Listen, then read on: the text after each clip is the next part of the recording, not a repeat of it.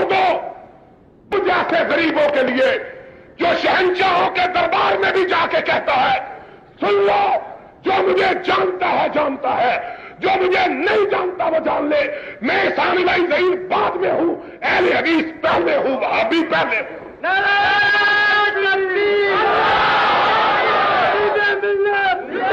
اور ڈنکے کی چوٹ کہتا ہوں، محل سراؤں میں کہتا ہوں، بتکدوں میں کہتا ہوں، خانقاہوں میں کہتا ہوں، ایمان سراؤں میں کہتا ہوں کہ آج صرف ایک گروہ ہے جو محمد کے راستے پر چل رہا ہے، اور وہ گروہ اہل حدیث کا گروہ ہے۔ مسلک اہل حدیث۔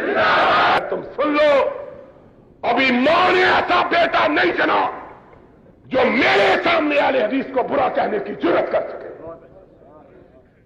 کیا حکمران، کیا تاجور، کیا کچکلا، کیا کمانڈر، کیا جنرل، کیا ترچھی ٹوپیوں والے، ہم نے ہر موقع پہ کہا ہم نے اہل حدیث کو اپنایا تو محمد کا راستہ سمجھ کے اپنایا ہے۔